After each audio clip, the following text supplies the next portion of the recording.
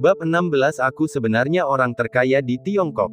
Tatapan mata Fang Yu kosong, namun mengandung rasa dingin yang tak terhingga. Sulit membayangkan bahwa ini adalah ekspresi di mata seorang pemuda berusia di bawah 20 tahun. Fang Yu segera memalingkan kepalanya. He Wencheng gemetar seluruh tubuhnya, berulang kali memohon belas kasihan, dan bercak besar di celananya basah. Fang Yu tidak menunjukkan ekspresi apapun dan menendang lutut kanan He Wencheng. Retakan. Terdengar suara tulang retak yang mengerikan. He Wencheng memeluk lututnya dan berteriak sedih. Jika itu terjadi lagi, aku akan mematahkan lehermu, kata Fang Yu dengan dingin. Setelah berkata demikian, dia berbalik, menatap Tang Xiaorou, dan berkata, ayo pergi, rumahku tidak jauh di depan. Adapun Tang Xi yang tampak ketakutan, Fang Yu mengabaikannya. Dia sudah tahu bahwa Tang Xi mengikutinya di dalam mobil. Tang Xiaorou menanggapi, lalu tiba-tiba teringat sesuatu, menoleh menatap Tang Xi, dan bertanya, Paman Xi, mengapa kamu ada di sini? Saya khawatir akan keselamatan pribadi wanita itu, jadi saya mengikutinya, jawab Tang Xi. Oh, kalau begitu, pergilah ke sini saja. Aku akan pergi bersamamu saat aku mengambil obatnya. Setelah Tang Xiaorou selesai berbicara, dia berlari kecil mengejar Fang Yu.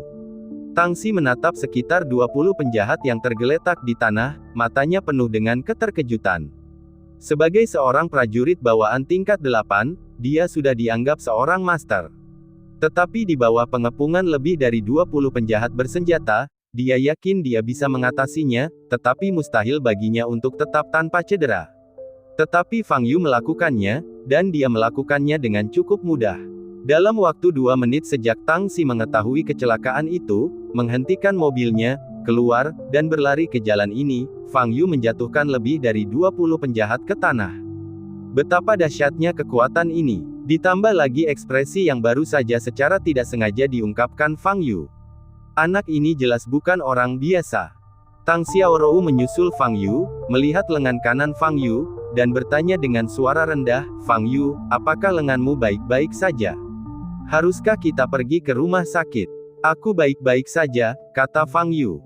Bagaimana bisa baik-baik saja? Kata Tang Xiaorou dengan cemas. Baru saja Fang Yu menghalangi tongkat itu untuknya dan bahkan mematahkan tongkat besi itu. Bagaimana mungkin lengannya baik-baik saja? Jika saya bilang tidak apa-apa, maka tidak apa-apa. Yu melirik Tang Xiaorou dan berkata dengan ringan. Tang Xiaorou ingin mengatakan hana. Ruang tamunya sangat kosong, tidak ada perabotan, bahkan tidak ada TV. Fang Yu biasanya tinggal di sini.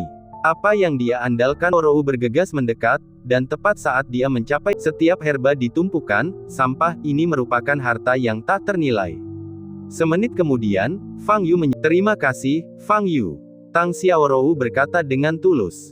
Fang Yu tidak saja menyelamatkan nyawa Tuan Tang, dia juga menggunakan lengannya untuk menangkis tongkat untuknya.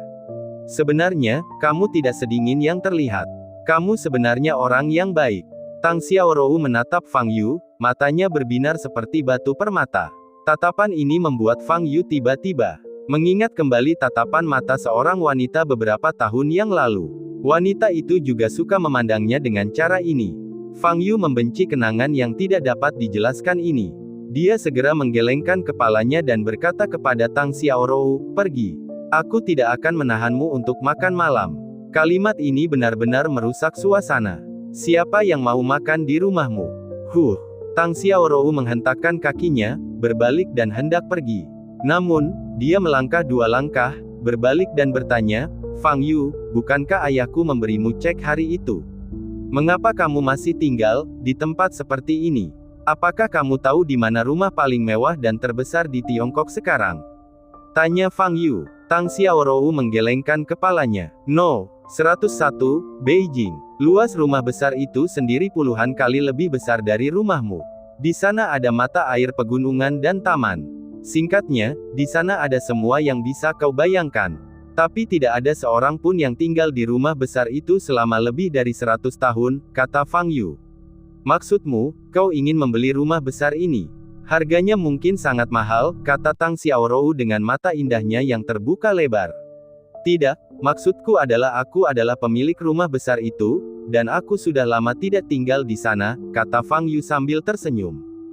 Setelah Tang Xiaorou pergi, Fang Yu berpikir untuk pergi ke kebun sayur untuk menyiram tanaman. Dia baru saja hendak keluar ketika mendengar suara langkah kaki di lantai bawah dan tiba-tiba teringat isak tangis Wang Yan yang tertahan tadi malam. Menurut pengalaman Fang Yu selama bertahun-tahun, dalam masyarakat saat ini, 95% kesulitan yang dihadapi orang disebabkan oleh uang. Dengan kata lain, uang dapat menyelesaikan sebagian besar masalah. Tetapi bagi Fang Yu, uang adalah hal termudah yang bisa didapatkan di dunia ini. Jadi Fang Yu berjalan kembali ke kamar dan mengambil setumpuk uang kertas dari laci meja, sekitar 100.000 yuan. Adapun dari mana uang itu berasal, Fang Yu sudah lupa. Fang Yu memasukkan setumpuk uang ke dalam sakunya, berjalan menuruni tangga, mendatangi pintu rumah Wang Yan dan mengetuknya. Aku datang. Wang Yan keluar dari kamar mandi sambil mengeringkan rambutnya dengan handuk. Dia pasti baru saja mencuci rambutnya. Xiao Yu, ini kamu. Wang Yan membuka pintu sambil tersenyum dan membiarkan Fang Yu masuk. Paling, bukankah ulang tahun SMA Omikai akan segera tiba? Yu Yiwei ada latihan untuk pertunjukannya, jadi dia tidak akan pulang sampai jam 6.30 beberapa hari ini, jadi aku tidak memasak sepagi ini, apakah kamu lapar? Aku bisa memasak semangkuk mie untukmu. Kata Wang Yan, dia pikir Fang Yu ada di sini untuk makan gratis. Bibi Wang, aku tidak lapar. Aku datang ke sini hari ini untuk menanyakan apakah kamu mengalami kesulitan akhir-akhir ini. Fang Yu berkata langsung ke intinya. Sulit. Raut wajah Wang Yan sedikit berubah, lalu dia menggelengkan kepalanya, memaksakan senyum dan berkata, Xiao Yu, kesulitan apa yang kualami? Saya tidak bisa tidur tengah malam kemarin, dan sepertinya saya mendengar Bibi Wang menangis, kata Fang Yu. Kamu salah dengar, Xiao Yu, kata Wang Yan sambil menggigit bibirnya. Kurasa aku tidak salah dengar.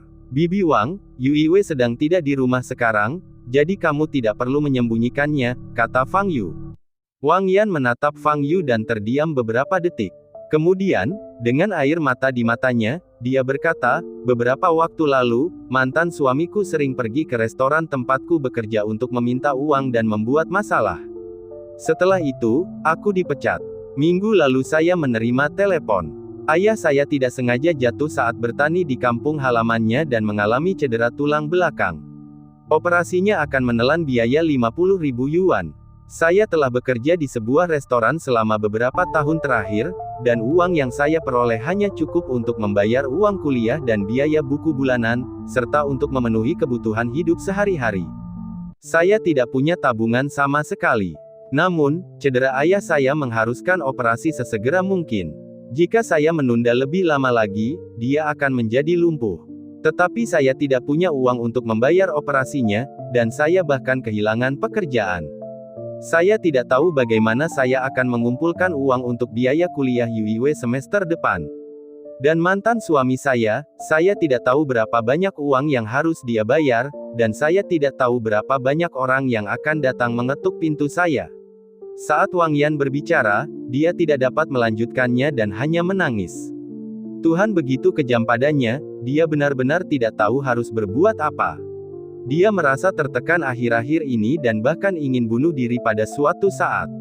Namun, di depan putrinya, dia berpura-pura tidak terjadi apa-apa. Dia tidak ingin membuat Yu Yiwei tidak senang. Sekarang menghadap Fang Yu, Wang Yan mengutarakan masalah dalam hatinya. Saya merasa jauh lebih nyaman di dalam. Sambil menyeka air matanya, Wang Yan menatap Fang Yu di depannya dan memaksakan senyum, maaf, Xiao Yu, aku membuatmu tertawa. Fang Yu menggelengkan kepalanya, berdiri dari sofa, mengeluarkan setumpuk uang kertas dari sakunya dan meletakkannya di atas meja. Bibi Wang, ada sekitar 100.000 yuan di sini. Kamu bisa menggunakannya untuk keadaan darurat, kata Fang Yu. Ketika Wang Yan melihat tumpukan uang, wajahnya berubah. Xiao Yu, apa yang kamu lakukan? Kamu mendapatkan uang ini dari... Di mata Wang Yan, Fang Yu adalah orang yang lebih menyedihkan. Dia masih remaja, tetapi dia tidak memiliki keluarga atau teman. Dia sering sendirian di rumah, dan hanya membeli beberapa sayuran untuk makan. Karena itulah Wang Yan sering mengundang Fang Yu ke rumahnya untuk makan malam. Tetapi Fang Yu tiba-tiba mengeluarkan 100.000 yuan sekarang, sungguh tidak masuk akal. Fang Yu adalah seorang siswa SMA yang tidak memiliki pekerjaan, dari mana dia mendapatkan uang sebanyak itu. Hal pertama yang dipikirkan Wang Yan adalah Fang Yu telah melakukan sesuatu yang ilegal atau kriminal. Jangan khawatir, Bibi Wang, uang ini diberikan kepadaku oleh seorang temanku. Fang Yu menemukan alasan. Teman, bagaimana kamu bisa punya teman? Xiao Yu, katakan yang sebenarnya, dari mana uang ini berasal? Apakah kamu pergi dan melakukan sesuatu? Wang Yan berkata dengan sedikit marah. Sama sekali tidak, Bibi Wang, uang ini jelas tidak diperoleh dengan cara mencuri, demi Tuhan. Jika uang ini diperoleh dengan cara mencuri, aku akan tersambar petir dan tidak akan. Fang Yu sedikit tidak berdaya. Sekarang ini, jika kamu ingin memberi uang kepada orang lain, kamu harus bersumpah. Sangat sulit untuk menjadi orang baik. Jangan bersumpah seperti itu. Aku percaya padamu. Wang Yan dengan cepat menyela kutukan Fang Yu. Fang Yu menutup mulutnya. Tapi aku tidak bisa menerima uang ini.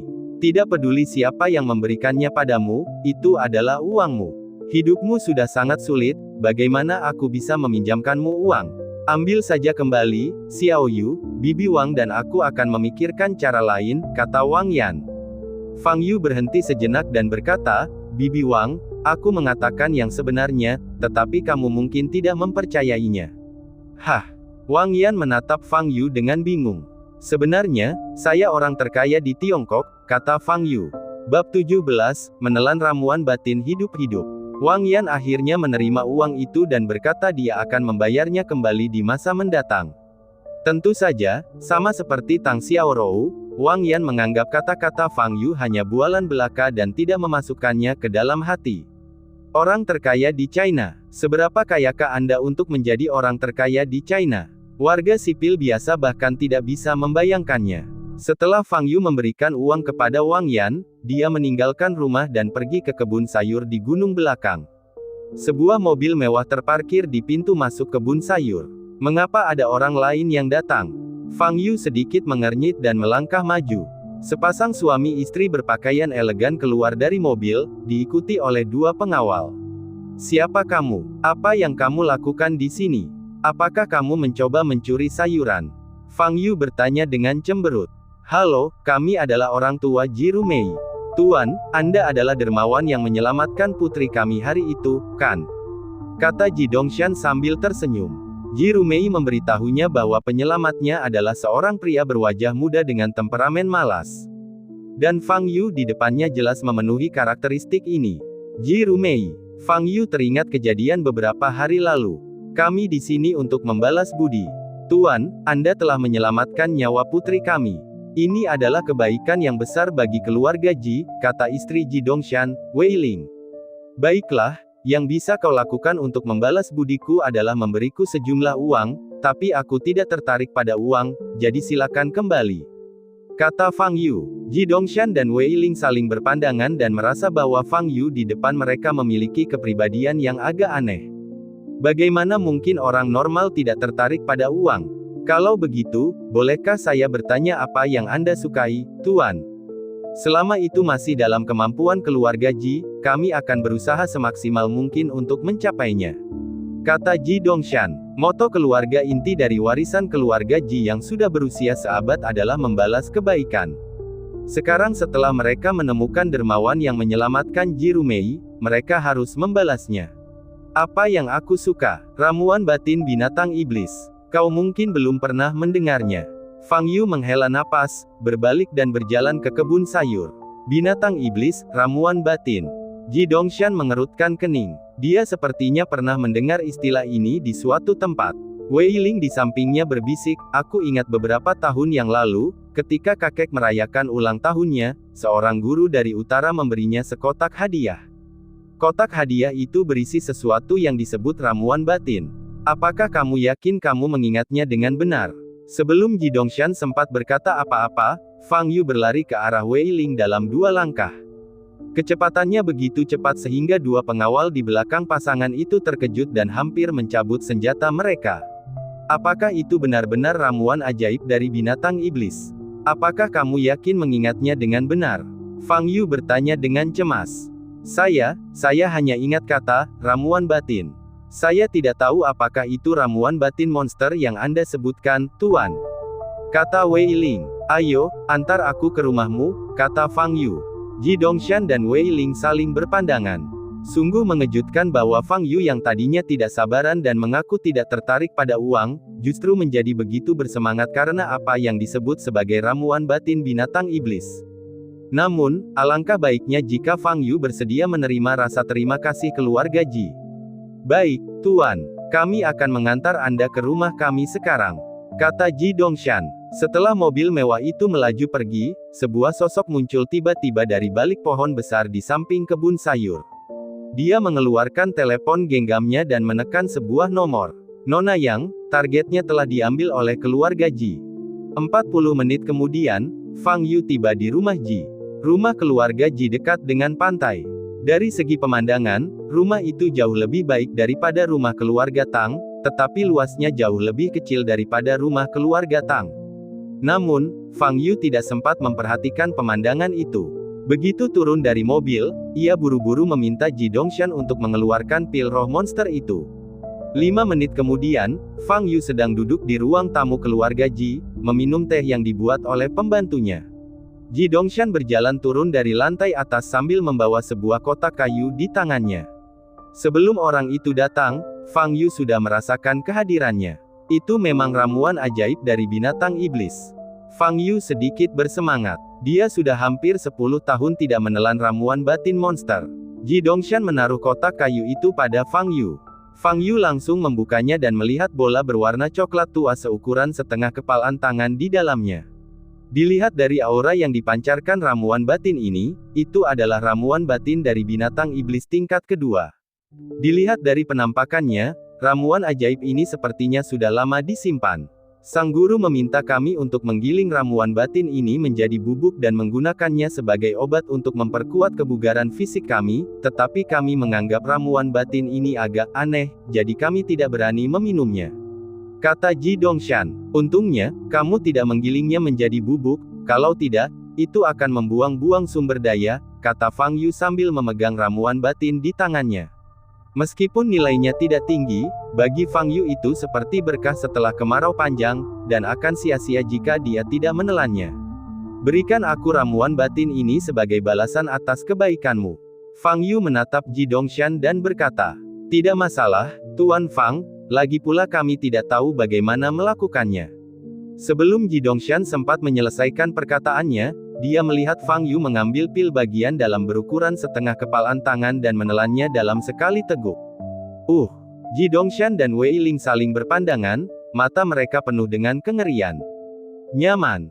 Fang Yu menghela napas panjang. Ramuan batin itu larut dalam tubuhnya, melepaskan sejumlah besar energi spiritual yang diserap oleh dantiannya.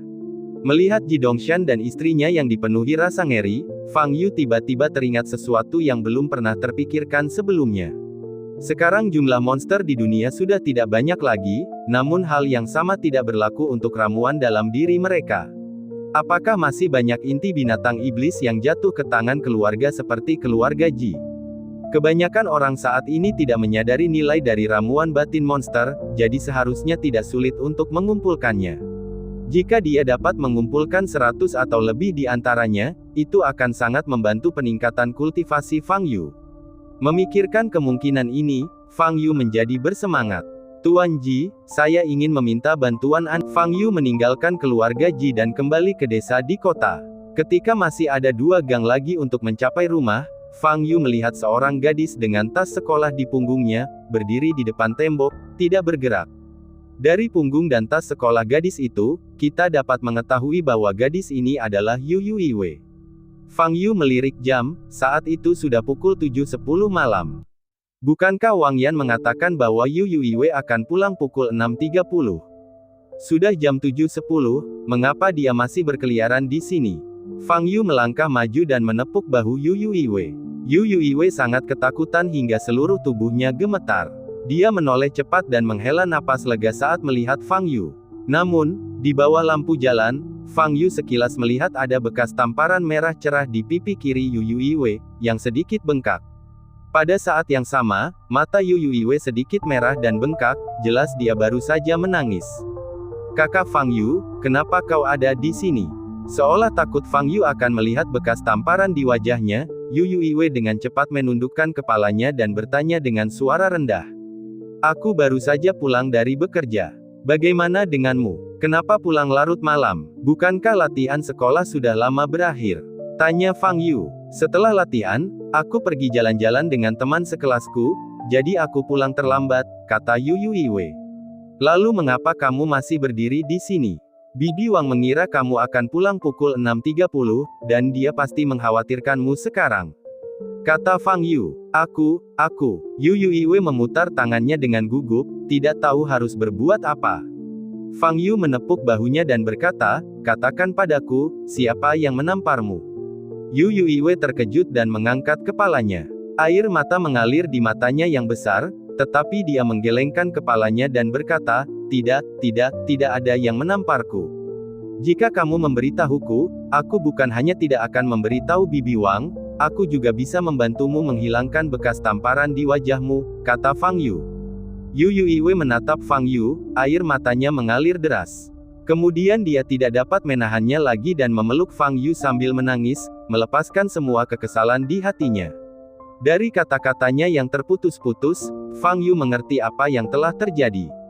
Pertunjukan yang dibawakan Yu Yuiwei diikuti bersama oleh 3 kelas. 5 gadis dipilih dari setiap kelas, dan Yu Yuiwei adalah salah satu dari 5 gadis di kelas senior.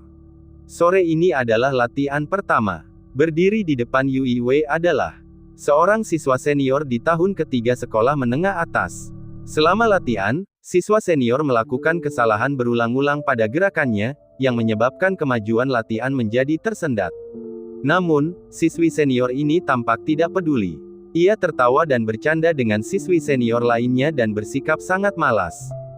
Hari sudah larut, dan Yu Yuiwei ingin menyelesaikan latihan dan pulang lebih awal, jadi dia memberitahukannya kepada siswi senior. Maksudmu, aku membuang-buang waktu semua orang. Siswa senior itu menatap Yu Yuiwei dengan ekspresi muram.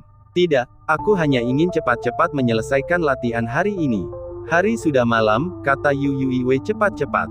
Jika kau ingin mengakhiri latihan, keluar saja. Kau tidak boleh datang ke latihan lagi. Kata siswa senior itu sambil melotot ke arah Yu Yuiwei. Yu Yuiwei sedikit takut, tetapi dia masih menggertakkan giginya dan berkata, aku tidak bermaksud begitu. Aku hanya berharap kamu bisa serius dengan latihanmu. Sebelum Yu Yuiwei bisa menyelesaikan kata-katanya, dia ditampar ke tanah oleh siswi senior itu. Keluar dari sini sekarang juga. Jangan biarkan aku melihatmu lagi. Murid senior itu menunjuk hidung Yu Yuiwei dan mengumpat. Mendidikku. Aku sedang dalam suasana hati yang buruk akhir-akhir ini. Beraninya kau, seorang jalang dari tahun pertama sekolah menengah, datang untuk mendidikku. Kau benar-benar pantas dihukum, umpat siswa senior itu. Kemudian, siswa senior di sebelahnya menarik siswa senior itu dan meminta Yu Yuiwei untuk pergi. Apakah kamu pernah menyinggung siswa senior itu sebelumnya?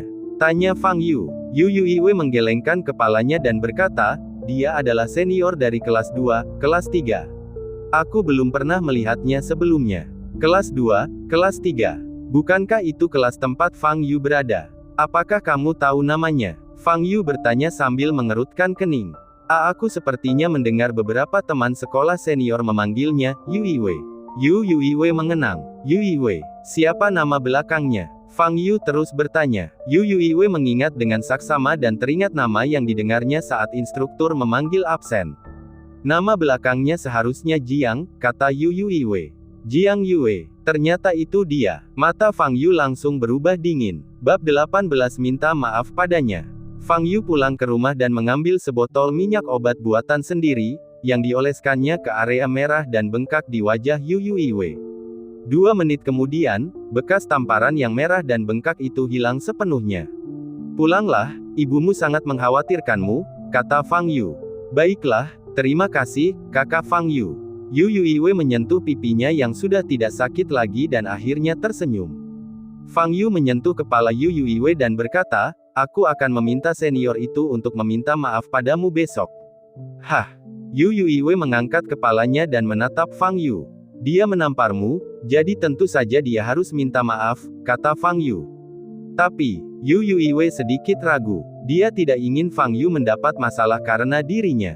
Tidak ada tapi, kata Fang Yu ringan. Setelah kembali ke halaman, Yu Yuiwei mencoba menghindar dengan mengatakan bahwa teman-teman sekelasnya mengajaknya berbelanja, tetapi dia tetap dimarahi oleh Wang Yan. Fang Yu kembali ke lantai 2 dan mulai berpikir tentang ramuan batin monster itu. Dia meminta Ji Dongshan untuk membantunya mencari inti binatang iblis di seluruh Tiongkok. Tidak peduli berapa banyak jumlahnya atau seberapa tinggi harganya, dia akan membelinya. Namun, Fang Yu tahu bahwa keluarga Ji sendiri memiliki kekuatan yang terbatas. Bahkan jika mereka dapat menemukan inti monster, jumlahnya tidak akan banyak dan tidak dapat memenuhi kebutuhannya sama sekali. Jadi, dia harus mencari lebih banyak orang untuk membantunya. Saat ini, keluarga Tang juga dapat dimintai bantuan. Di masa lalu, Fang Yu pernah berpikir untuk meminta bantuan keluarga sekuler untuk mengumpulkan inti-inti binatang iblis, tetapi saat itu dia dapat dengan mudah menemukan binatang iblis tingkat tinggi dan meremehkan inti-inti binatang iblis tingkat rendah, jadi dia mengurungkan niatnya. Namun dalam 100 tahun terakhir, karena ketidakmampuan mereka beradaptasi dengan kemerosotan energi spiritual, monster dan binatang buas telah mati dalam skala besar. Belum lagi monster tingkat tinggi, Fang Yu bahkan tidak menemukan banyak monster tingkat rendah. Orang-orang harus selalu menerima kenyataan. Itu level rendah, begitulah adanya. Jika Anda menelan beberapa lagi, efeknya akan hampir sama dengan ramuan batin level tinggi. Orang itu sekarang punya keluarga besar dan bisnis besar, aku bisa meminta bantuannya. Saat sedang berpikir, Fang Yu tiba-tiba teringat seseorang. Fang Yu mengeluarkan ponselnya dan menghubungi nomor telepon rumah. Butuh waktu hampir 15 detik bagi seseorang untuk menjawab panggilan itu. Halo, seorang lelaki tua berambut abu-abu datang dari seberang. Suara, Xiao Qin, kata Fang Yu. Orang tua di seberang sana terdiam beberapa saat, lalu berkata, akhirnya kau meneleponku. Fang Yu tersenyum dan berkata, kau tahu, aku tidak pandai bersosialisasi. Kalau begitu, pasti ada sesuatu yang ingin kau bicarakan padaku. Tanya lelaki tua itu. Aku ingin kau membantuku mengumpulkan inti-inti binatang iblis. Aku ingin sebanyak mungkin yang kau bisa, kata Fang Yu. Ramuan batin binatang iblis. Aku punya banyak di rumah, kenemuiku. Lelaki tua itu terbatuk 2 kali dan berkata, baiklah, aku pasti akan menelepon lagi dan menekan sebuah nomor. Biarkan Yimo datang ke ruang kerja untuk menemuiku. Pagi harinya, Fang Yu. Baiklah, aku paling suka makan gratis, kata Fang Yu. Dia awalnya berencana untuk pergi ke keluarga Tang dan meminta Tang Mingde untuk membantunya mengumpulkan inti monster dalam, dan ini adalah saat yang tepat. Melihat Fang Yu setuju, Tang Xiaorou sangat gembira dan tersenyum bak bunga. Fang Yu, saat ini, sedang menatap kursi depan. Jiang Yue belum datang. 3 menit kemudian, Jiang Yue dan teman semejanya Su Xiaona masuk ke kelas sambil mengobrol dan tertawa. Fang Yu segera berdiri dan berjalan di depan mereka. Tang Xiaorou menatap Fang Yu dengan bingung. Jiang Yue, pergilah ke koridor. Ada sesuatu yang ingin kukatakan padamu, kata Fang Yu. Ketika Jiang Yue melihat Fang Yu, raut wajahnya langsung muram, dan dia berkata kepada Su Xiaona di sampingnya, sungguh malang melihat kodok ini pagi-pagi begini. Fang Yu berkata tanpa ekspresi, keluarlah ke koridor. Melihat ekspresi Fang Yu yang memerintah, Jiang Yue menjadi marah dan berteriak, kau menyuruhku keluar. Apa yang bisa kukatakan padamu? Suaranya tajam dan langsung menarik perhatian siswa di kelas. Tang Xiaorou tampak bingung, tidak tahu mengapa Fang Yu tiba-tiba membuat masalah bagi Jiang Yue. Kamu bisa membicarakannya di sini. Fang Yu tersenyum tipis, melangkah maju, dan berkata, apakah kamu menamparkan wajah seorang gadis baru saat latihan kemarin? Wajah Jiang Yue berubah, dan dia menjerit, itu bukan urusanmu. Kamu hanya seorang gigolo, dan kamu ingin membantu orang lain. Jadi itu yang kau lakukan? Tanya Fang Yu. Lalu kenapa? Jiang Yue membusungkan dadanya, tampak provokatif. Dia tahu bahwa Fang Yu mempunyai kekuatan kasar, lagi pula, He Donglin dan Hu Tao masih terbaring di rumah sakit. Namun dia yakin bahwa dengan begitu banyak orang yang menonton dan dia adalah seorang gadis, Fang Yu tidak akan pernah berani melakukan apapun padanya. Namun, jika Fang Yu benar-benar berani bertindak, dia tidak akan membiarkan Fang Yu begitu saja. Dia akan membuat keributan besar tentang hal itu dan memastikan Fang Yu dipecat. Selama seminggu atau lebih, dia terus-menerus melukai teman-teman sekelasnya. Bahkan Tang Xiaorou tidak bisa menyelamatkan Fang Yu. Jiang Yue sangat agresif. Dia menatap Fang Yu dan berjalan ke arahnya. Beranikah kau memukulku? Hah! Banyak sekali orang yang menonton. Ayo, kamu harus mulai. Ledakan. Sebuah tamparan keras bergema di dalam kelas. Jiang Yue terhuyung setelah ditampar Fang Yu dan hampir jatuh ke tanah. Fang Yu hampir tidak menggunakan kekuatan apapun dalam tamparan ini. Dia tidak ingin membuat Jiang Yue pingsan. Bagaimanapun, dia masih harus meminta Jiang Yue untuk meminta maaf kepada Yu Yue nanti. Beraninya kau memukulku. Jiang Yue menutupi pipinya dan menatap Fang Yu dengan penuh kebencian. Semua orang seharusnya mendengarnya. Kaulah yang memintaku melakukannya. Fang Yu menatap kerumunan yang tenang di sekitarnya dan berkata, tidak seorang pun berani berbicara. Su Xiaona, yang berdiri di samping, melotot ke arah Fang Yu dan berkata, Fang Yu, semua orang melihatmu menyerang Yu Yue. Aku akan memanggil wali kelas sekarang dan melihat siapa yang bisa melindungimu kali ini. Setelah mengatakan itu, Su Xiaona segera meninggalkan kelas. Jiang Yue tampaknya memiliki hubungan interpersonal yang baik di kelas, dan segera beberapa gadis berkumpul di sekelilingnya. Fang Yu, kau sudah keterlaluan. Kau bahkan memukuli gadis-gadis. Apa kau benar-benar berpikir tidak ada yang bisa menghentikanmu? Jika pihak sekolah tidak menindakmu kali ini, kami akan langsung melapor ke kepala sekolah. Yu Yue, jangan takut, kami akan berdiri di sisimu. Fang Yu melangkah maju dan berkata, minggir. Wajah beberapa gadis berubah dan mereka bertanya, apa yang ingin kamu lakukan? Sudah kubilang minggirlah, kata Fang Yu dingin. Saat mata mereka bertemu dengan Fang Yu, beberapa gadis terkejut dan segera bubar. Pria ini gila, dan mereka tidak ingin ditampar seperti Jiang Yue. Ikutlah denganku ke bawah ke lantai atas dan minta maaf pada gadis kemarin, kata Fang Yu. Jiang Yue menutupi wajahnya dan berkata dengan nada melengking, minta maaf. Sekarang kamu harus minta maaf padaku. Fang Yu, tunggu saja. Saat kepala sekolah datang, aku akan membuatmu menyesal. Jika kau tidak meminta maaf, aku akan membuatmu menyesal sekarang, kata Fang Yu sambil menjambak rambut Jiang Yue. Kau, apa yang akan kau lakukan? Raut wajah Jiang Yue berubah drastis, dan begitu dia selesai berbicara, dia menjerit. Fang Yu menjambak rambutnya dan mengangkatnya. Rasa sakit yang parah di atas kepalanya membuat Jiang Yue menjerit. Semakin dia meronta, semakin sakit kulit kepalanya. Aku akan bertanya sekali lagi, apakah kamu ingin meminta maaf? Fang Yu berkata dengan tenang. Melihat ekspresi Fang Yu yang acuh tak acuh, hawa dingin menyergap hati orang-orang di sekitarnya. Bahkan Tang Xiaorou merasa bahwa penampilan Fang Yu saat ini sedikit menakutkan.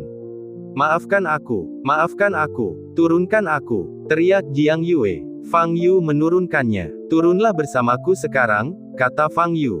Jiang Yue menyentuh kulit kepalanya dan menatap Fang Yu, hatinya penuh dengan kebencian. Namun, dia tidak ingin menderita lagi. Setidaknya sebelum kepala sekolah datang, dia harus melakukan apa yang diminta Fang Yu. Jadi Jiang Yue mengikuti Fang Yu turun ke bawah. Beberapa orang yang penasaran di kelas juga mengikutinya turun ke bawah, ingin melihat apa yang Fang Yu inginkan dari Jiang Yue. Fang Yu membawa Jiang Yue ke kelas 1 dan memanggil Yu Yue keluar. Yu Yue, dialah yang menamparmu tadi malam, kan? Tanya Fang Yu. Yu Yue menatap Jiang Yue yang sorot matanya tajam dan ekspresinya garang, lalu mengangguk takut-takut. Dia sekarang minta maaf padamu, kata Fang Yu sambil menatap Jiang Yue. Sekalipun dalam hatinya dia tidak mau, Jiang Yue tidak punya pilihan lain saat ini. Mengapa Xiaona belum menelepon kepala sekolah? Cepatlah, desak Fang Yu. Maafkan aku. Jiang Yue menggertakkan giginya dan mengucapkan 3 kata. Tidak apa-apa, saudara Fang Yu, kalian bisa kembali. Yu Yue berkata dengan suara rendah. Tidak ada ketulusan, kata Fang Yu. Jiang Yue begitu marah hingga dia hampir tidak bisa menahan diri untuk tidak mengumpat. Tetapi karena memikirkan rasa sakitnya tadi, dia menahannya. Saat kepala sekolah datang nanti, Fang Yu harus membayar harganya, sekarang dia hanya perlu bersabar. Saya minta maaf. Jiang Yue berbicara lagi, kali ini dengan nada yang sedikit lebih lembut. Itu masih belum cukup tulus. Tundukkan saja padanya, kata Fang Yu. Anda, Jiang Yue melotot ke arah Fang Yu, gemetar karena marah. Fang Yu menatap Jiang Yue tanpa ekspresi. Jiang Yue menahan rasa kesal di hatinya, menarik napas dalam-dalam, membungkuk pada Yu Yue, lalu berkata lagi, maafkan aku. Bab 19 Aku Fang Yu. Itu saja, Yu Yue. Kembalilah dan baca buku besok pagi, kata Fang Yu kepada Yu Yue. Yu Yue mengangguk dan kembali ke kelas. Fang Yu berbalik dan naik ke atas, dan sekelompok anak laki-laki dan perempuan yang turun untuk menonton kesenangan juga bubar.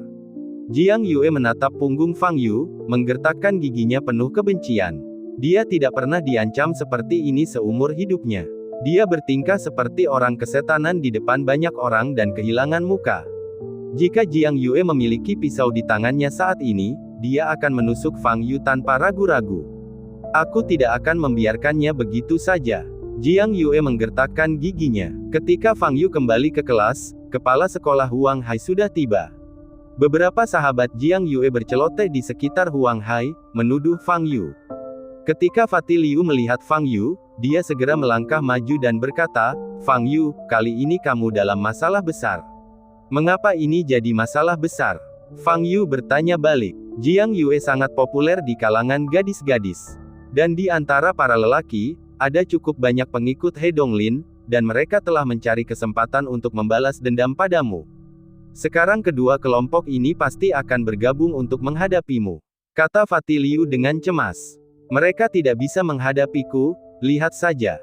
Fang Yu menepuk bahu Fatih Liu dan berkata, Fang Yu, kemarilah. Huang Hai langsung berteriak saat melihat Fang Yu.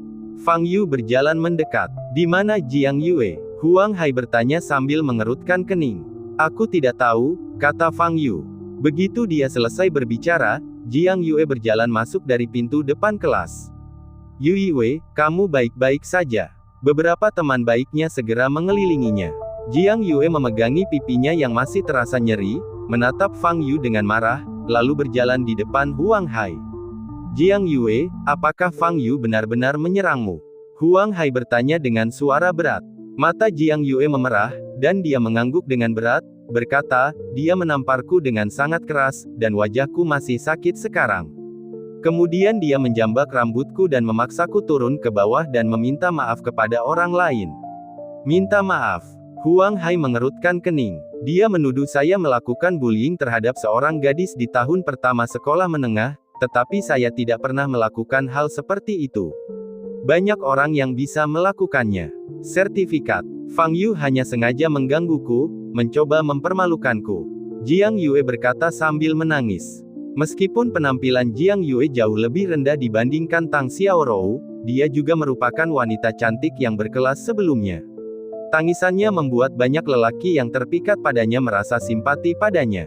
Huang Hai menatap Fang Yu dan bertanya dengan tegas, Fang Yu, mengapa kamu memukul seseorang? Menurut Huang Hai, Fang Yu mengandalkan perlindungan keluarga Tang dan memukuli teman sekelasnya di kelas 1 demi 1 minggu ini. Dia benar-benar sombong. Siswa yang melakukan tindakan korup moral seperti itu harus dikeluarkan.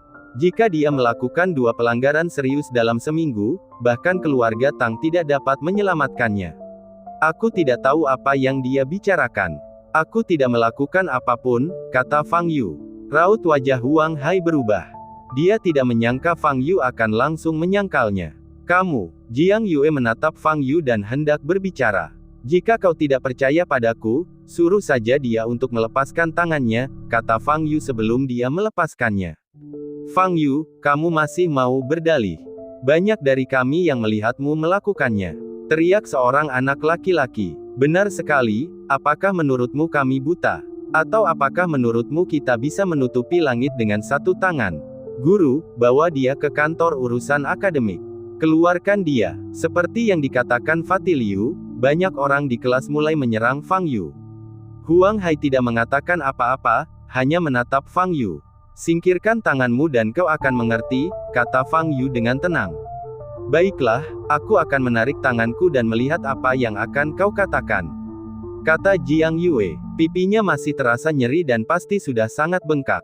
Awalnya, dia tidak ingin banyak orang di kelas melihat pipinya yang bengkak dan jelek, tetapi demi bersaksi melawan Fang Yu, dia mengambil risiko. Jiang Yue menyingkirkan tangannya. Terdengar suara-suara ragu di mana-mana. Karena tidak ada bekas sama sekali di wajah Jiang Yue, dan riasannya sangat halus. Apa yang sedang terjadi? Semua orang di sekitar tercengang. Baru saja mereka melihat dengan jelas Fang Yu menamparkan muka Jiang Yue, dan suaranya sangat keras. Kalau bicara logika, meski pipi Jiang Yue tidak bengkak, pasti ada bekas tamparan, kan? Namun, tidak ada jejak. Dalam kasus ini, kesaksian mereka tidak akan berarti apa-apa. Jiang Yue terkejut ketika melihat reaksi orang-orang di sekitarnya. Dia segera mengeluarkan telepon genggamnya dan menggunakan kamera depan untuk memeriksa pipinya. Kenapa? Bagaimana ini bisa terjadi? Jiang Yue tercengang. Pipinya jelas terasa sakit. Guru, saya tidak perlu menjelaskan situasi ini lebih lanjut, kan? Fang Yu menatap Huang Hai dan berkata sambil tersenyum. Huang Hai mengerutkan kening dan wajahnya tampak muram. Sekarang, dia tidak bisa memahami situasinya. Apakah Jiang Yue dan siswa lain di kelas memfitnah Fang Yu, atau Fang Yu hanya membuat alasan? Tetapi jika apa yang dikatakan Jiang Yue benar, mengapa tidak ada sedikit pun jejaknya di wajahnya? Ini tidak masuk akal. Guru, saya tidak tahu mengapa ada ekspresi seperti itu di wajah saya, tetapi semua orang melihatnya memukul saya. Anda harus menghukumnya, jika tidak, dia pasti akan semakin parah di masa mendatang. Jiang Yue sangat marah dan cemas sehingga dia terus melompat-lompat dan berbicara tidak jelas. Huang Hai menatap Fang Yu, lalu Jiang Yue, dan mendengus dingin. Kalian berdua, jaga diri kalian baik-baik. Setelah berkata demikian, Huang Hai meninggalkan kelas dengan marah. Melihat Huang Hai pergi, Jiang Yue menjadi marah dan wajahnya membiru. Pipinya masih terasa nyeri dan hatinya dipenuhi dendam tak berujung. Tetapi dia tidak bisa berbuat apa-apa pada Fang Yu. Fang Yu memandang sekeliling para siswa dan tersenyum kecil. Untuk menghadapi bocah-bocah nakal ini yang baru hidup selama belasan tahun, kau bahkan tidak perlu menggunakan otakmu. Fang Yu menghampiri Jiang Yue dan berkata, sudahlah, kita akhiri saja di sini. Kuharap kau tidak berniat membalas dendam pada Yu Yue. Kalau tidak, nasib He Donglin akan menjadi nasibmu. Hati Jiang Yue bergetar saat bertemu dengan tatapan mata dingin Fang Yu, dan dia menelan kembali semua kata-kata kejam yang hendak keluar dari mulutnya. Setelah kembali ke tempat duduknya, Tang Xiaorou bertanya dengan suara rendah dan raut wajah penasaran, Fang Yu, bagaimana caramu melakukannya? Kamu jelas-jelas. Jika kau benar-benar ingin tahu, aku bisa menunjukkannya padamu. Cukup tunjukkan wajahmu, kata Fang Yu. Tidak mungkin. Tang Xiaorou menjulurkan lidahnya dan menarik kepalanya. Tamparan itu bukanlah teknik tingkat tinggi, tapi hanya kekuatan. Setelah sekolah pada sore hari, Fang Yu dan Tang Xiaorou meninggalkan kelas bersama-sama. Saat sampai di gerbang sekolah, Tang Xiaorou tiba-tiba melihat sosok yang dikenalnya di seberang jalan. Bukankah itu Suanger? Pada saat ini, Zhao Suanger sedang duduk di dalam mobil sport convertible dengan senyum di wajahnya. Yang Su duduk di kursi pengemudi mobil sport itu. Saat dia melihat Yang Su, wajah Tang Xiaorou berubah. Bagaimana Suanger berakhir dengan Yang Su? Dia telah dengan jelas mengatakan di depan Zhao Suanger lebih dari sekali bahwa Yang Su bukanlah orang baik. Tang Xiaorou masih berdiri di sana dengan linglung, tetapi Yang Su telah pergi bersama Zhao Suanger. Aku harus bertanya pada Suanger besok. Tang Xiaorou berpikir dalam hati. Setengah jam kemudian, Fang Yu tiba di rumah Tang. Tang Mingde sedang duduk di aula. Di seberangnya duduk seorang pria parubaya yang mengenakan kacamata berbingkai emas. Keduanya tampak sedang membicarakan sesuatu. Di belakang pria parubaya itu berdiri seorang pria muda berseragam militer putih. Pemuda ini menarik perhatian Fang Yu. Dia tampak baru berusia 25 atau 26 tahun, tetapi dia sudah menjadi seorang kultivator di tingkat ke-9 tahap pemurnian Qi. Di antara manusia, pemuda ini jelas seorang jenius bela diri. Dr. Fang, Anda sudah datang. Tang Mingde langsung berdiri saat melihat Fang Yu. Pria parubaya yang mengenakan kacamata berbingkai emas memandang Fang Yu dengan rasa ingin tahu. Pemuda yang berdiri di belakangnya sedikit mengubah ekspresinya ketika dia melihat Fang Yu. Bukankah ini orang yang Nona yang suruh untuk disingkirkan? Seketika itu juga pemuda itu membisikkan sesuatu kepada lelaki parubaya itu. Setelah mendengar ini, pria parubaya itu menatap Fang Yu dengan tatapan penuh arti. Oh, aku lupa memperkenalkannya. Ini adalah kepala keluarga Yang Saorong. Dia datang untuk berbicara denganku hari ini tentang sesuatu. Tang Mingde memperkenalkannya kepada Fang Yu. Ini adalah dokter hebat Fang Yu yang baru saja saya sebutkan. Tang Mingde memperkenalkannya kepada Yang Saorong. Oh, itu dia. Dia terlihat sangat muda. Yang Saorong menyipitkan matanya sedikit dan menatap Fang Yu. Pahlawan muncul dari masa muda. Dulu saya tidak percaya ada orang jenius seperti Dr. Fang di dunia ini, tetapi sekarang saya mempercayainya, kata Tang Mingde. Apakah benar-benar separah itu? Berbahaya. Yang Saorong menatap Fang Yu dengan nada aneh. Pada saat ini, Tang Xiaorou menarik Fang Yu dan berbisik, ayo naik ke atas dan duduk sebentar, dan turun setelah ayahku selesai berbicara tentang banyak hal. Xiaorou, lama tak berjumpa. Pada saat ini, Yang Saorong berbicara. Xiaorou, kau bahkan tidak menyapa paman yang saat kau melihatnya. Tegur Tang Mingde. Paman Yang. Tang Xiaorou menyapanya dengan enggan. Tang tua, putrimu semakin cantik. Dulu kita pernah bertunangan, jadi sekarang masih bisa dihitung, haha. Yang Saorong tertawa. Aduh, anak muda zaman sekarang, kalau sudah menyangkut pernikahan, bagaimana mungkin mereka mengikuti aturan orang tua seperti kita? Aku sudah memikirkannya matang-matang dan aku tidak akan memaksa Xiaorou. Biarkan saja dia melakukan apapun yang dia suka. Tang Mingde menghela napas dan berkata, haha, benar juga. Kita tidak akan memaksa mereka, tapi kita bisa mempertemukan mereka. Nanti, aku akan membiarkan Yang Su lebih banyak berkomunikasi dengan putrimu. Mungkin percikan cinta akan tercipta, kata Yang Saorong sambil tersenyum. Ayah, ayo kita naik ke atas dan duduk sebentar. Kita akan turun setelah ayah selesai membicarakan semuanya. Tang Xiaorou tidak tahan lagi dan berbicara. Baiklah, bawa Dr. Fang ke atas dan biarkan dia duduk sebentar, kata Tang Mingde. Tidak perlu, aku juga hampir pergi. Aku harus kembali ke kelompok untuk rapat. Yang Saorong berkata, melihat arlojinya, dan berdiri. Tang Mingde juga berdiri dan berkata, Bos Yang, kalau begitu saya tidak akan menahanmu untuk makan malam. Haha, akan ada banyak kesempatan di masa depan. Yang Saorong tertawa, lalu seolah teringat sesuatu, dia menoleh ke arah pemuda berpakaian putih itu dan berkata, ini salah satu juniorku. Aku akan membawanya keluar untuk melihat dunia. Kamu dan Dr. Fang sama-sama berbakat muda. Kalian harus lebih banyak berkomunikasi. Pergi dan berjabat tangan, kata Yang Saorong kepada pemuda berpakaian putih itu. Pemuda berpakaian putih itu mengangguk, berjalan mendekati Fang Yu dan mengulurkan tangannya.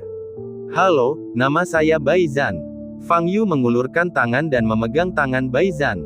Suatu kekuatan besar datang. Oh, mau memainkannya. Fang Yu mengangkat sudut mulutnya sedikit dan berkata, saya Fang Yu, bab 20 akulah pria yang tidak akan pernah kau dapatkan. Melihat senyum di wajah Fang Yu, hati Bai Zan terkejut. Lalu, dia merasakan nyeri tajam di tangan kanannya. Bagaimana mungkin? Wajah Bai Zan sedikit berubah, dan dia memusatkan seluruh kekuatannya di tangan kanannya.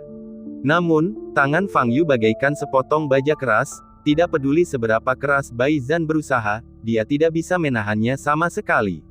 Apakah kita pernah bertemu sebelumnya? Fang Yu bertanya sambil menyipitkan matanya. Pada saat yang sama, berikan sedikit kekuatan dengan tangan kanan Anda. Wajah Bai Zan berubah dari pucat menjadi biru, dan lapisan keringat dingin muncul di dahinya. Dia masih menggertakkan giginya dan berpegangan kuat-kuat, kalau tidak, dia akan berteriak kesakitan di tempat. Oh, kamu adalah orang yang menyelinap di kebun sayurku kemarin, kata Fang Yu. Mendengar ini, wajah Bai Zan berubah drastis. Bagaimana Fang Yu tahu? Dia bersembunyi sangat rahasia kemarin, dan Fang Yu tidak menyadarinya. Tidak, mungkinkah dia sudah menyadarinya saat itu? Keringat di dahi Bai Zan makin lama makin banyak, dan wajahnya makin lama makin jelek. Kekuatan di tangan Fang Yu semakin kuat dan kuat. Jika ini terus berlanjut, tulang-tulang di seluruh tangan kanan Bai Zan akan hancur. Pada saat ini, Tang Mingde dan Yang Saorong di samping juga menyadari ada yang tidak beres. Ekspresi Bai Zan jelas terlihat menyakitkan. Yang Saorong tampak sedikit tidak senang dan hendak berbicara. Pada saat ini, Fang Yu melepaskan tangannya, menepuk bahu Bai Zhan, dan berkata, "Senang bertemu denganmu." Bai Zhan menghela napas lega. Tangan kanannya hampir mati rasa saat ini. "Haha, lumayan. Kalian akan punya banyak kesempatan untuk berkomunikasi di masa mendatang. Sampai jumpa lain waktu." Yang Saorong berpura-pura tersenyum dan berjalan keluar pintu. Bai Zhan menatap Fang Yu dalam-dalam, lalu pergi. Setelah kedua pria itu pergi, Tang Mingde menatap Fang Yu dan bertanya, "Dokter Fang, apakah Anda mengenal mereka sebelumnya?" Fang Yu menggelengkan kepalanya dan berkata, "Aku tidak mengenalnya." Sebenarnya, Fang Yu pada dasarnya telah menebak identitas pihak lain. Yang Saorong, Nona Yang, Bai Zhan. Jelaslah bahwa Nona Yang dan Yang Saorong seharusnya adalah saudara, dan kemungkinan besar adalah ayah dan anak. Bai Zhan dikirim oleh Nona Yang ke kebun sayur untuk menyelidiki Fang Yu kemarin. Apakah Yang Saorong punya anak? Fang Yu memandang Tang Mingde dan bertanya. Tang Mingde tertegun sejenak, lalu menjawab, dia memiliki 2 putra dan 1 putri. Siapa nama mereka? Fang Yu bertanya lagi. Petik 2 titik titik titik. Putra tertua adalah Yang Yun, yang konon sangat berbakat dalam seni bela diri dan belajar di bawah bimbingan seorang guru kuno terkenal dari Jiangnan. Putri kedua adalah Yang Yinzu, seorang jenius bisnis. Di usia muda, dia telah menguasai sebagian besar industri keluarga Yang dan memimpin keluarga Yang menuju perkembangan pesat, menjadi salah satu keluarga teratas di Jiangnan. Yang paling biasa dari ketiga bersaudara itu adalah putra bungsu, Yang Su yang baru saja dia sebutkan, yang berada di sekolah menengah yang sama denganmu dan Xiao Rou. Nona yang disebutkan para pembunuh itu seharusnya Yang Yinzu. Yang Yinzu. Fang Yu menggumamkan nama itu dalam benaknya. Tang Mingde menghela napas, Yang Saorong sangat beruntung. Dia sendiri tidak memiliki kemampuan khusus, tetapi anak-anaknya semuanya lebih berbakat daripada yang sebelumnya. Bahkan Yang Su yang paling biasa pun dikatakan sebagai prajurit bawaan tingkat kelima, dan bakat seni bela dirinya juga sangat kembali. Tang Mingde langsung setuju. Dalam perjalanan pulang, Yang Saorong duduk di mobil dan memandangi tangan kanan Bai Zhan yang telah dicubit hingga berurkan rencana kita terlebih dahulu, jadi wajar saja jika kita berurusan dengannya. Dia telah menyelamatkan Ji Rumei, jadi dia adalah musuh bebuyutan keluarga Yang. Selain itu, Yinzu juga telah mengeluarkan perintah hukuman mati agar dia disingkirkan. Sedangkan untuk keluarga Tang Mingde adalah orang yang cerdas. Aku tidak percaya dia akan menentang keluarga Yang kita karena sosok sekecil itu. Yang Saorong membetulkan kacamatanya dan melanjutkan, lagi pula, bahkan jika keluarga Tang benar-benar menentang kita karena Fang Yu, kita tidak takut. Kekuatan keluarga Yang sudah lama tidak kalah dari keluarga manapun di Jiangnan. Keluarga Tang, cepat atau lambat akan diinjak-injak di bawah kaki kita. Dengan cara ini, Bai Zhan tidak akan memiliki kekhawatiran. Tuan, saya akan menyelesaikan tugas yang Anda dan Nona muda berikan kepada saya secepatnya, kata Bai Zhan. Fang Yu tinggal di rumah keluarga Tang untuk makan malam. Tang Mingde menyiapkan hidangan di meja besar, yang membuat Fang Yu sangat senang.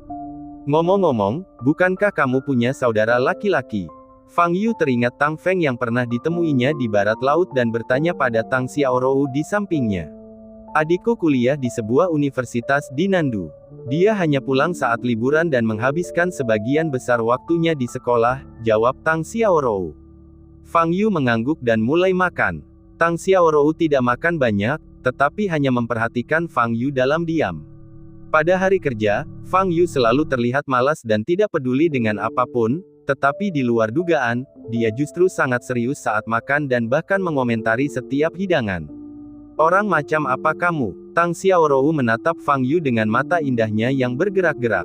Setelah makan malam, Fang Yu naik ke atas untuk melihat Tuan Tang yang sedang beristirahat. Setelah perawatan akupuntur terakhir, kesehatan Tang membaik secara signifikan, batuknya berkurang dan tidak lagi merasakan nyeri yang tidak dapat dijelaskan di tubuhnya saat tidur. Kemarin, Xiaorou membawakan ramuan yang kau berikan kepadaku. Ayah meminum 1 dosis obat dan tidur sangat nyenyak tadi malam. Kami, benar-benar tidak tahu bagaimana harus berterima kasih padamu. Tang Mingde berkata dengan penuh rasa terima kasih. Bantu aku mengumpulkan lebih banyak inti binatang iblis, dan aku akan berterima kasih sebagai balasannya, kata Fang Yu. Ketika Fang Yu meninggalkan keluarga Tang, Tang Xiaorou mengikutinya dari belakang. "Apakah kamu ingin sopir mengantarmu pulang?" tanya Tang Xiaorou. "Tidak perlu, ini saat yang tepat untuk berjalan-jalan setelah makan malam," kata Fang Yu. "Oh." Tang Xiaorou menanggapi dan mengikuti Fang Yu tanpa bersuara. Setelah berjalan 2 langkah, Fang Yu berbalik dan bertanya, "Mengapa kamu mengikutiku?" Aku juga mau jalan-jalan," kata Tang Xiaorou dengan sedikit panik. Fang Yu mengabaikannya dan terus berjalan maju. Setelah berjalan selama 2 menit, Tang Xiaorou mengumpulkan keberanian untuk bertanya, "Fang Yu, aku ingin tahu mengapa kamu berbeda dari yang lain." Fang Yu berhenti, berbalik, dan berjalan di depan Tang Xiaorou. "Kau masih tampak penasaran denganku. Apa yang kukatakan sebelumnya, rasa ingin tahu adalah tahap awal dari cinta." Tang Xiaorou mengingat kalimat ini dengan sangat jelas. Aku hanya." Wajah Tang Xiaorou memerah dan dia ingin menjelaskan. "Benar sekali. Memang benar anak seusiamu mudah tertarik pada orang lain." Fang Yu menatap langsung ke arah Tang Xiaorou dan berkata, "Anak kecil mana? Aku seumuran denganmu." Tang Xiaorou membalas sambil mengangkat kepalanya. Fang Yu menggelengkan kepalanya, lalu menghela napas dan berbalik, "Jangan penasaran lagi, akulah pria yang tidak akan pernah kau dapatkan."